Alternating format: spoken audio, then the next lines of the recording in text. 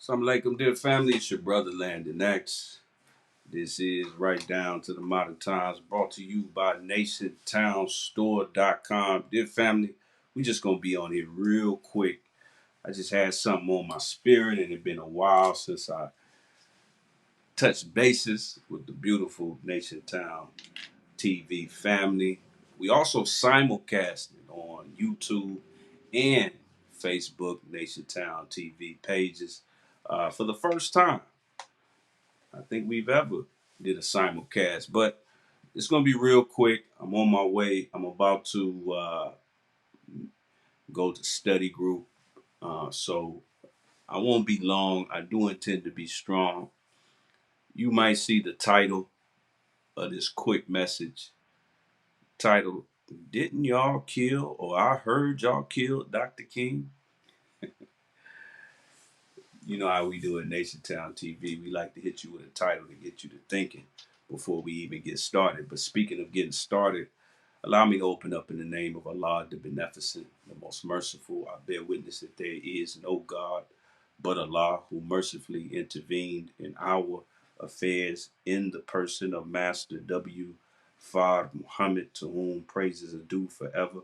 I further bear witness that Muhammad is his messenger, the most honorable Elijah Muhammad, to be right and exact and down to these modern times. Dear family, I was thinking on something today. Actually, it was yesterday, where I saw a news headline that was kind of, well, I won't say kind of, but very disturbing, because every now and then you get reminded of just how sick we are as people. And it can be sobering at times. Shout out to everybody chiming in. Hit us up with your questions and comments, at least for the short time that we will be on. We will not be on long at all, maybe 20, 30 minutes tops. Because I just got to get this off my spirit. I made a Facebook post regarding this as well. But, I thought to myself, this is something that I got to bring to the NationTown TV family as well. But I saw a particular news story that's been circulated. Everybody that's chiming in, make sure you share this message. Share it, get it out. Share the link on YouTube. If you're watching on Facebook, I don't know if the Facebook stream is still going, but get this message out real quick. But I want to show you what I saw. And I'm sure you heard of it if you're connected to the news wire at all. And if you are not, I would strongly advise. I know the news. I know this world, this enemy's world. You can almost write the news in advance sometimes. But if you think about it, especially if you consider yourself a follower or admirer of the most honorable Elijah Muhammad or the Honorable Minister Louis Farrakhan, you would know that those two great men have always and are always, present tense for both of them, are always connected to current events. They're not panicking about current events because they know what those events mean in terms of prophecy and scripture, but they're always aware of what's going on, very politically aware. But you might have noticed this story right here. This is a particular story dealing with the NAACP, an organization which, by the way, this is just actual fact, was founded by Caucasian Anglo Jews, or Jewish people, I should say. And while they had a founding member that was black, one of them at least, for the most part, this has always been a Jewish dominated organization with a black face. But with that said, dear family, there has been a a travel advisory issued to black people regarding the state of Florida because of the current governor of Florida, DeSantis. I believe Rick DeSantis is his name. And DeSantis is your typical dog whistle Republican in the South. And, he tends to always go against anything that can even be remotely considered pro-black, pro-LGBTQ, and the whole nine. And you've noticed, if you've been following this, how this is directly tethered to the LGBTQ community. I'm not going to get into that today, maybe on a later date. And also to our NationTown TV family, we're going to be broadcasting these short topics more often because I want to get them off my chest as soon as I get them. I don't want to make a whole production out of it. We might be doing, some quick videos, and I try to avoid the videos in the car and all of that and going about.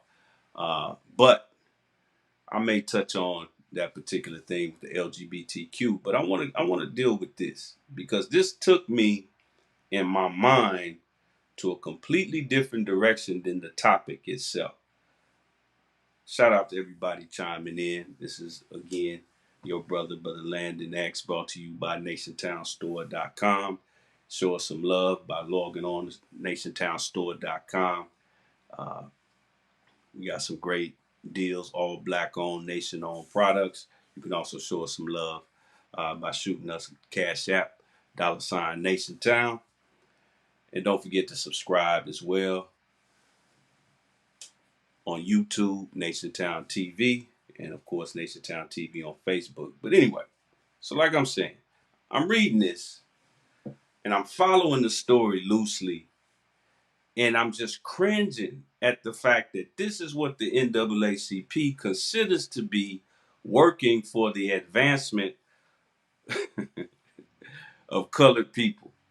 Now, if you know the teachings of the Most Honorable Elijah Muhammad, then you might know that that sounds about right, because this is for the advancement of colored people in the nation. We don't consider the black and aboriginal people to be colored.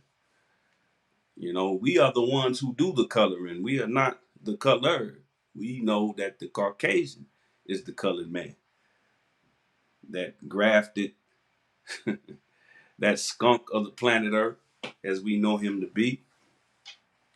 But this is what they think doing work on the behalf of black people is. Now, I don't want to diss the NAACP. There are good people in the NAACP. Good black people who really see the NAACP as one of their ways of advancing our people. But what this sent my mind to is, Governor DeSantis is also on the forefront of fighting what is now being called critical race theory, which is this issue of fighting for public schools to tell the true history of the black race here in America. Something that the public school system here in America has never done. I'm going to say that again. Has never done. Just the fact that public schools only teach post-slavery, so-called Negro history. I can't even fix myself to call it black history, but post-slavery Negro history proves that our history has never been properly handled in the public school system, ever. But this critical race theory fight is kind of like this war chant for us to make sure that Harriet Tubman and Malcolm X and Dr. King are properly taught in school. Something that's never been done and won't be done anytime soon, whether it's Florida, whether it's New York City, whether it's wherever.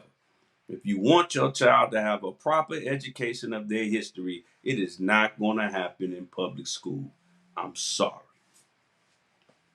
But it got me to thinking because the crown jewel,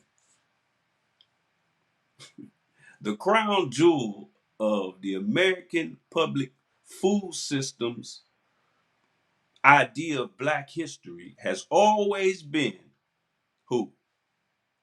Dr. King.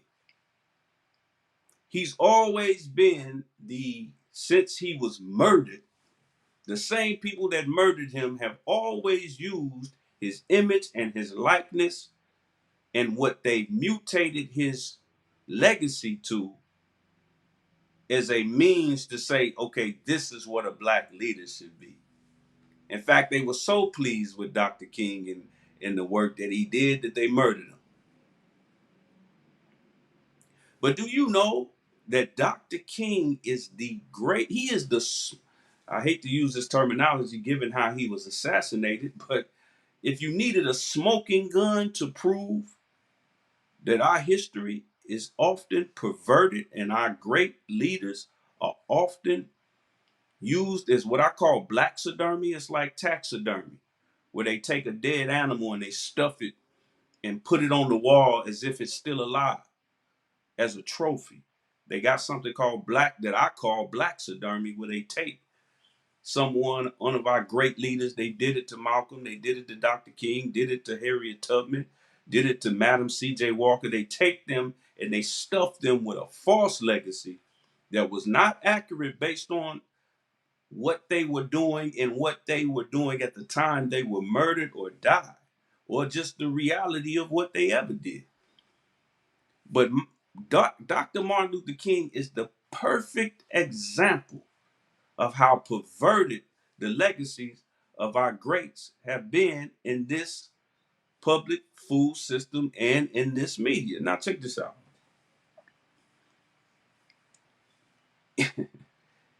Listen, there's been a lot made about movies and characters and historical characters in movies being racially accurate. There's a show on Netflix about Cleopatra that got a bunch of white folks mad, whatever.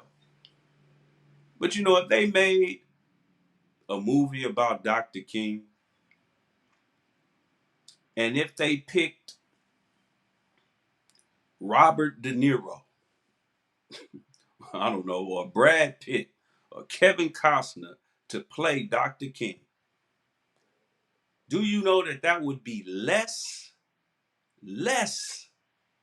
disrespectful than what the media and the public food system here in America has done to Dr. King's legacy since he was murdered? I'm going to say that again. If they picked a Caucasian like Kevin Costner, or my man Al Pacino, or whoever, any Caucasian actor, and had them portray Dr. King in a biography film, it would be less disrespectful than what they've already done to his legacy in the media and in schools. Oh, Brother Landon, you taking it too far. Ain't no way in the world. Oh, really? Every time our children are taught about Dr. King, every time, what do we hear? We hear something about a dream. This man is always portrayed as a dreamer. What did he dream about? We hear about the little black boys and the little white girls holding hands and in the promised land, and I might not get there with you and all of that. This was in the early 60s, beloved. This was in the early 60s. Between that time and the time that he was assassinated, not the time that he died, but the time he was assassinated, this man went through an almost 180-degree change in spirit, mind, and focus. I know. Y'all not used to even thinking about Dr. King outside of January and February. So this might seem like a strange thing to talk about right now because, this media these days that gave us ADD. So then that's one of the reasons that we're shortening up the Nation Town episode. So I know it's kind of weird. Why are we talking about Dr. King? Because this critical race theory fight is not our fight to fight. Let them get rid of our so-called history that they've been teaching. Some of us are sports fans, right? I used to be a real big sports fan. I still follow it loosely. But let's say you got a favorite team. Some of y'all feel like this about the Lakers right now. Let's say you got especially last year, let's say you got a favorite team, football or NBA, NFL, NBA, college, whatever. And you feel like it's a pretty decent team, pretty good team, and they underachieving. When a talented team is underachieving, who do they look to blame? They blame the coach, right? The coach ain't coaching them right. Get rid of him. And if you turn on Sports Center, ESPN, Fox Sports one day and find out they fired that coach, if that's your team, you'll be happy. You'll be all on Instagram and Facebook, happy, doing backflips, and they finally got rid of this deadbeat coach. Well, that's how I feel about so-called critical race theory. I am excited. Listen, Governor DeSantis, thank you. Thank you. For two reasons. One, you are leading the charge in separating the telling of our history in your schools, which is a good thing on its face, like they say in law. It's on its face. That's a good thing because the Caucasian is not qualified to tell our history. Our history precedes his existence by trillions of years. I'm going to say that again. Our history precedes his existence by trillions of years. So he doesn't have the wherewithal or the motivation to tell our true history.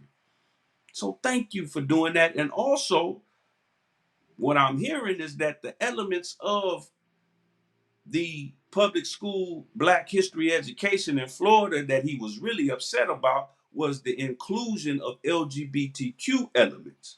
This is what I'm hearing. And if that's the case, I'm also in support of it. I ain't mad at that either. Yeah. So my thing is this, beloved. Dr. Martin Luther King is the perfect example as to why we shouldn't even want our history taught in their schools. This man's entire legacy has been, listen,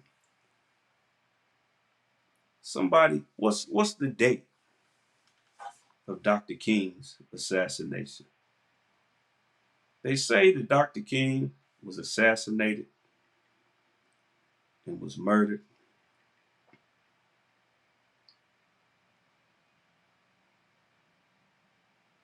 I want to get the date right.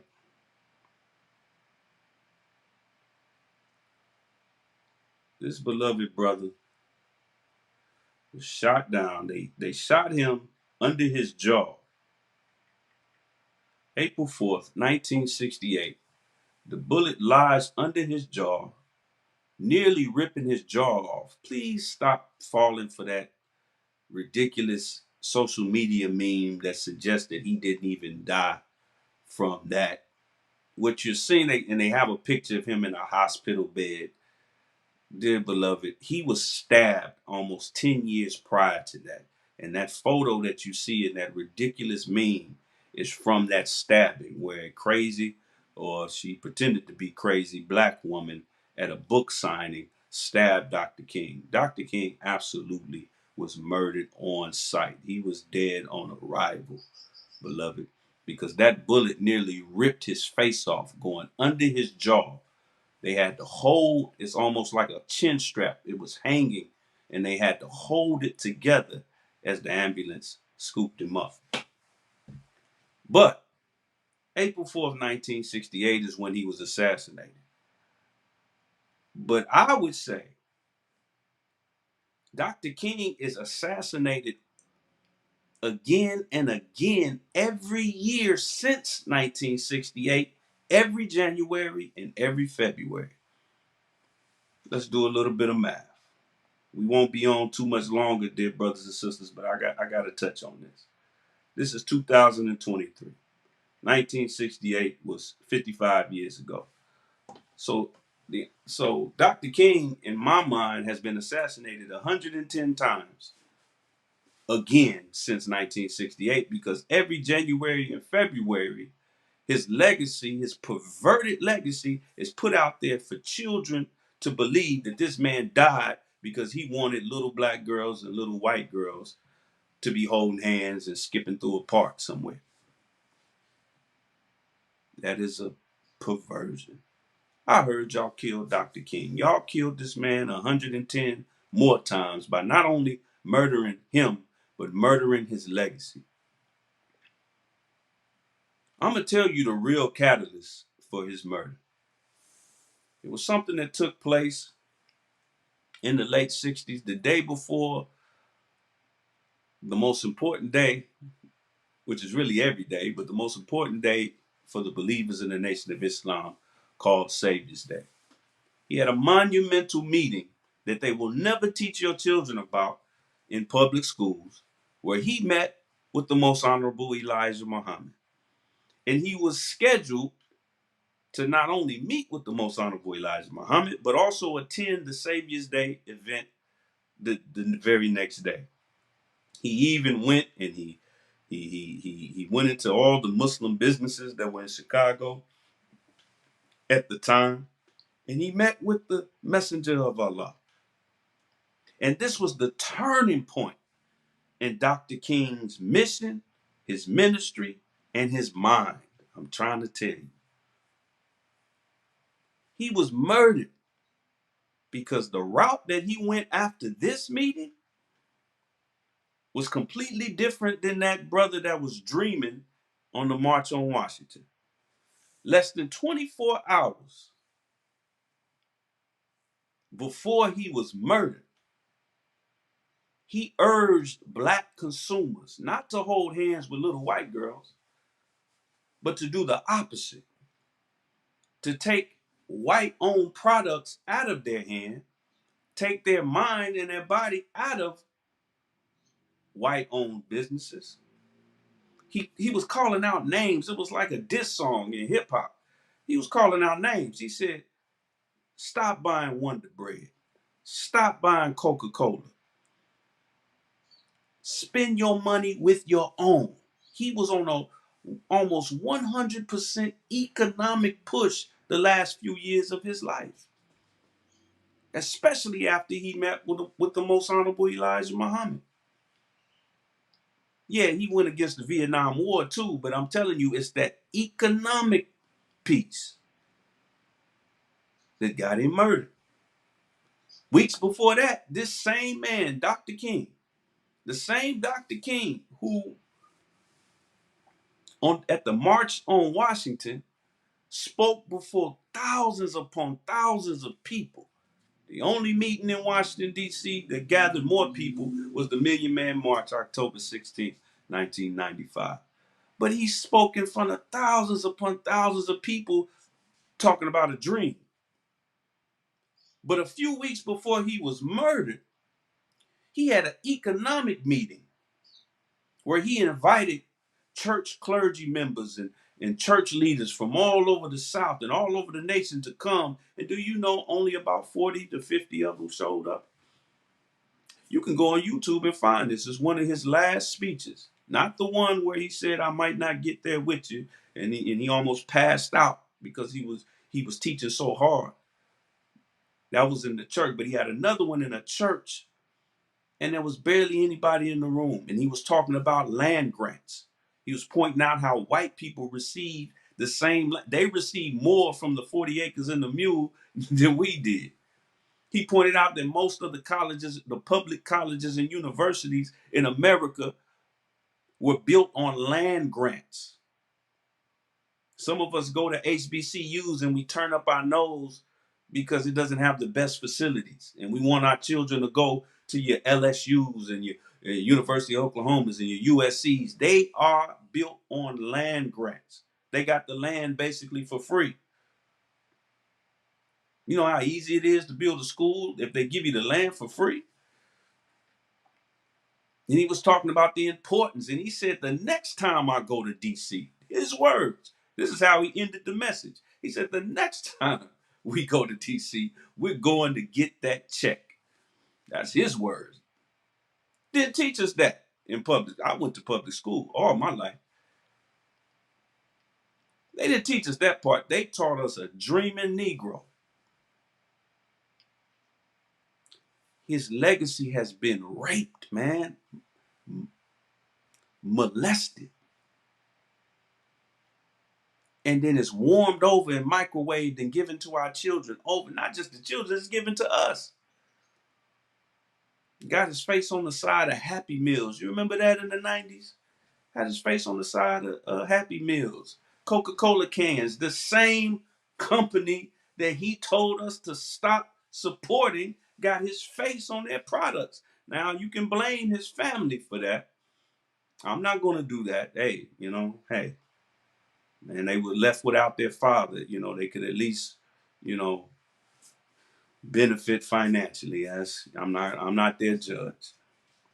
But damn, man, I don't know what's worse: Dr. King on a Coca-Cola can or Malcolm X on a U.S. federal stamp.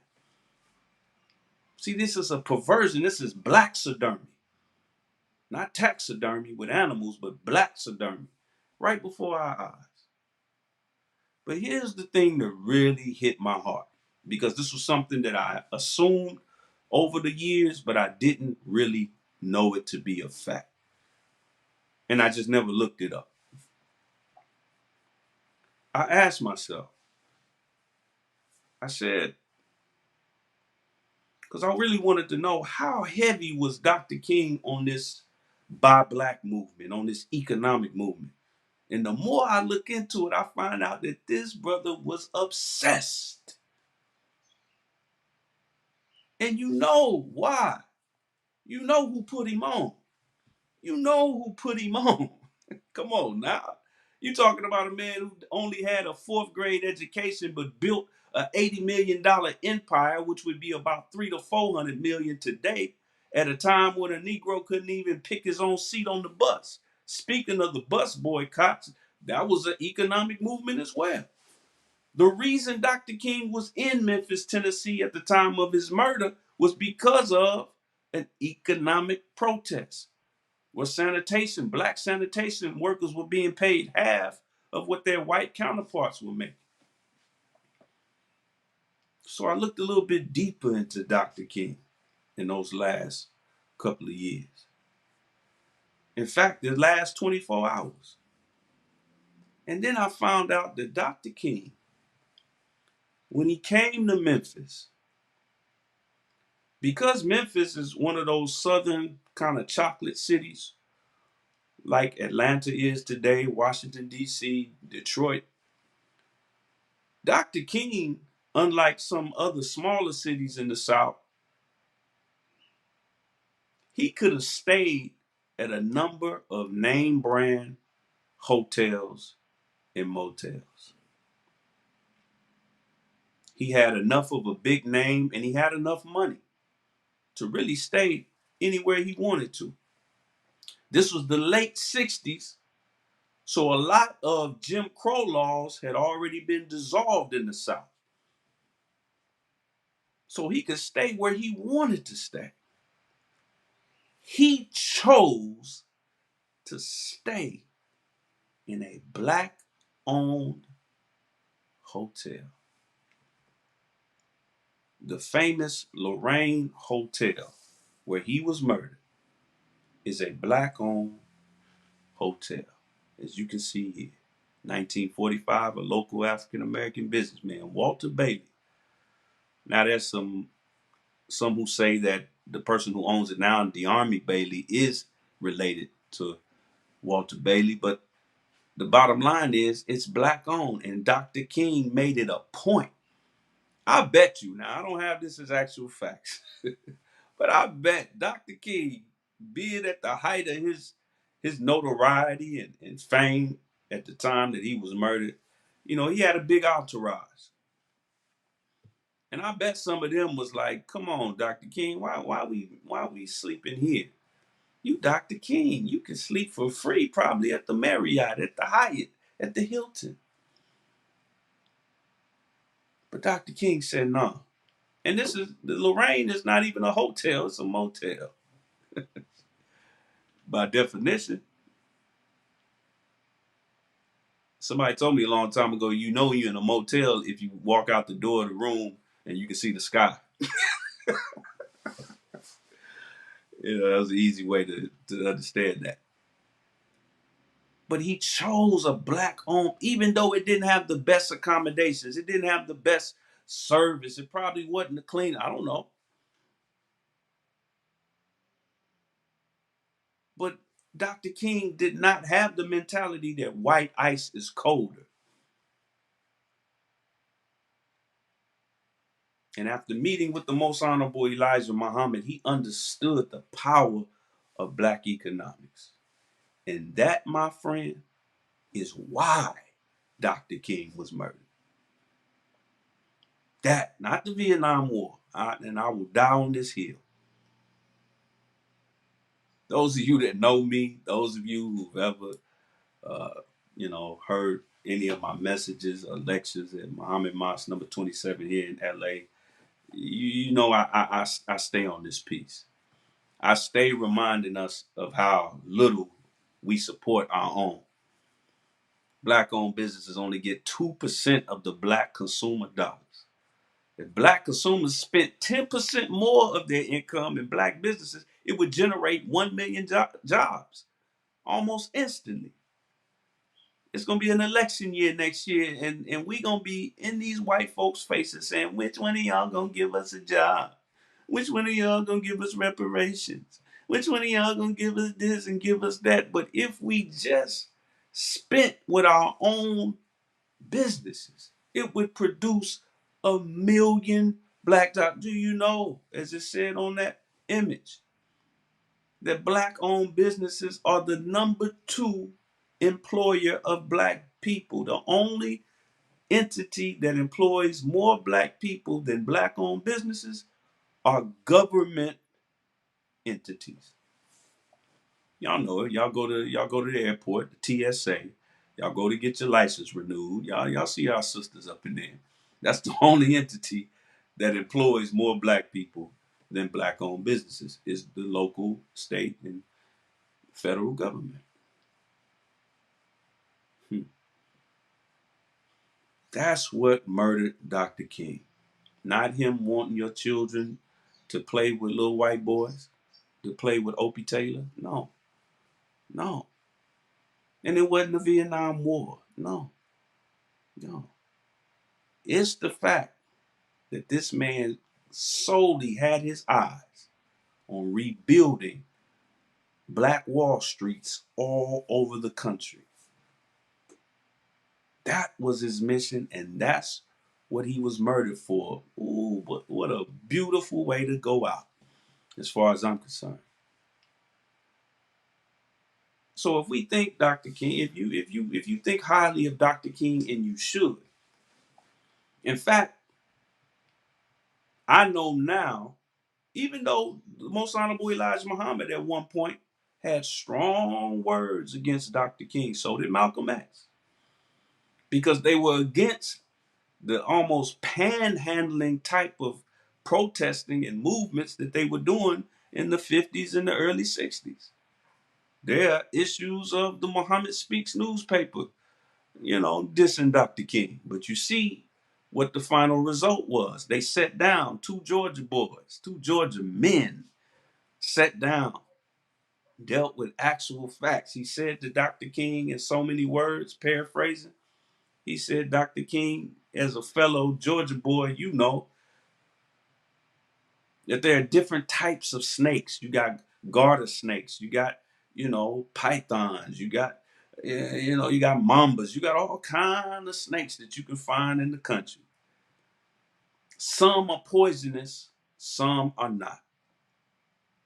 But then he said, but Dr. King, you know as well as I do as a fellow country boy, whether they poisonous or not, they're all snakes. They're all snakes. And you can't tell me that meeting did not change the course of history for Dr. King, because immediately after that, this man switched his whole mission, switched completely around. So I had to get this off my chest. I had to point out the fact that this man, the fact that he chose a black owned business, that technically made it easier. Not that it wouldn't have happened. It made it easier for him to be murdered, because when he walked out the door, it's an open air motel. And listen, man, there's some punks out there. I call them consumers. They love giving all their money to white folks so much. Even Negroes who consider themselves woke can't keep their money out of the white man's pockets. But there's some consumers out there who look at who might understand the real history of Dr. King. They might even look at a modern brother like Nipsey Hussle and say, see, that's why when we get money, we should just get out the hood and leave these Negroes alone. So getting killed standing on something should deter everybody from doing it, right? Okay. Then why do we still glorify gangbanging? How many of our young brothers and sisters have died from that? We're always the first ones to die when America goes to war. Why is no one speaking against blacks joining the military? We were the first to die for this country. Crispus Attucks, the first casualty of the Revolutionary War. And to quote Kwame Ture, he was a damn fool. His words, not mine. But I ain't mad at it. He was a damn fool. 6 million ways to die. If I had to choose, if the death angel came to me and said, Brother Landon, we're going to take you out, and you're going to go out violently, but you get to choose how. Oh, man. I pray that it's like Dr. King or Nipsey Hussle, standing on a black economic foundation. I'm telling you, if we really understand, it's not about entrepreneurship. I can't stress that enough. It ain't about, we have more black businesses than we've ever had in the history of the United States right now. It ain't about just starting businesses, beloved. Where's your money going? I don't even like saying anymore, support black business. I don't like the way that sounds. It sounds too much like, dropping a few dollars in a bucket for some homeless man outside the gas station.